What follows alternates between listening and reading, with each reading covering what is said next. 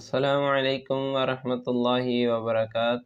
الحمدللہ رب العالمین والصلاة والسلام علی رسولہ وعلی آلہ واصحابہ ومن تبعہم بإحسان الی یوم الدین، اما بعد۔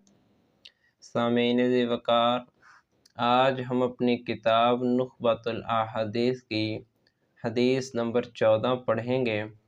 کہ نماز میں سورۃ فاتحہ پڑھنے کی کیا اہمیت ہے۔ عن عبادۃ بن صامت رضی اللہ تعالی عنہ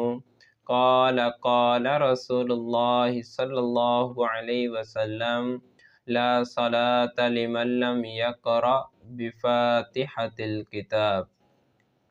حضرت عبادہ بن صامت رضی اللہ تعالی عنہ اس روایت کو بیان کرتے ہیں کہ نبی پاک صلی اللہ علیہ وسلم نے فرمایا لا صلاۃ لمن لم یقرأ بفاتحۃ الکتاب، جو بندہ نماز میں سورۃ فاتحہ نہیں پڑھتا اس کی نماز قبول نہیں۔ سورۃ فاتحہ کی بہت شان ہے، بڑی فضیلت والی سورت ہے اور اس کے کئی نام ہیں۔ فاتحۃ الکتاب یعنی کتاب کو کھولنے والی سورۃ فاتحہ، اس کا نام ام القرآن بھی ہے، اس کا نام سبع مثانی بھی ہے، اس کا نام الشفاء بھی ہے اور الرقیہ بھی اس کا نام ہے۔ اور اگلی بات کہ لا صلاۃ، لا نفی جنس ہے، لا نفی جنس ہے، آدمی کی کوئی نماز قبول نہیں ہوگی، چاہے آدمی اکیلا نماز پڑھ رہا ہے یا جماعت کے ساتھ نماز پڑھ رہا ہے، آدمی سفر میں نماز پڑھ رہا ہے یا آدمی حضر میں نماز پڑھ رہا ہے، آدمی فرضی نماز پڑھ رہا ہے یا نفلی نماز پڑھ رہا ہے، آدمی امام کے پیچھے کھڑا ہے فاتحہ نہیں پڑھتا پھر بھی نماز کوئی نہیں، آدمی اکیلا نماز پڑھ رہا ہے فاتحہ نہیں پڑھتا پھر بھی نماز کوئی نہیں۔ پھر اگلی بات لا صلاۃ میں کوئی مرد نماز پڑھنے والا ہے،